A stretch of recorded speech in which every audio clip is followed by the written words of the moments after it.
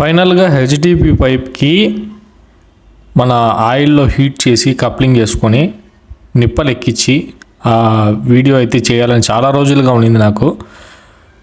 లాస్ట్కి వేసాము. శివ అయితే మొత్తం సెటప్ కొని పెట్టుకున్నాడు. ఎప్పుడు కొన్నాడో ఏమో ఒక మాట కూడా చెప్పలేదు నాకైతే ఇప్పుడు దీనికి బోర్ పైప్ వచ్చేసి యాక్చువల్గా ఇది ఒక బ్లాకేజ్ ఉండింది, యూడీసీ బ్లాకేజ్ అని చెప్పారు. రెయిన్ వాటర్కి సంబంధించిన 4 ఇంచ్ పైపు, 2.5 ఇంచ్కి సంబంధించిన అంటే కిచెన్కి సంబంధించిన 2.5 ఇంచ్ పైపు అన్ని లైన్లు కలిపి ఒకే లైన్లో 4 ఇంచ్ లైన్లో కలిపేసి ఉన్నారు. అది బ్లాక్ అయిపోయి ఉండింది. ఆ బ్లాకేజ్ చూడాలని చెప్పేసి అయితే నేను శివ వెళ్ళాము. అక్కడికి వెళ్ళిన తర్వాత బోర్ వేస్తూ ఉంటే వాటర్ లీక్ అవుతుందని చెప్పారు.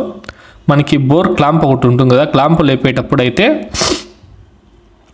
మన హెచ్డిపి పైపు కట్ అయిపోయినప్పుడు మొత్తానికి బోర్ బయటికి లాక్కొని మనము కట్ చేసుకొని ఆ నిప్పలు తీసేసి ఇంకో నిప్పలు ఎక్కించుకొని హీట్ చేసిన దాని తర్వాత మనకి ఆయిల్ క్యాన్ వస్తుంది, ట్రాన్స్ఫార్మర్ ఆయిల్. ఆ ఆయిల్ హీట్ చేసి పైప్లో పెట్టుకొని దానికి ఒక క్యాను, పాల క్యాన్ ఉంటాయి కదా అలాంటి క్యాను, హీటర్ ఒకటి పెట్టుకొని ఆ పైప్ని దాంట్లో వేడి చేసిన తర్వాత కప్లింగ్ చేసుకొని నిప్పలు ఎక్కించుకొని నిప్పలు మార్కింగ్ చేసుకుని అయితే రెడీ చేసి క్లాంప్ బిగించి మళ్ళీ బోర్ దింపేశాము.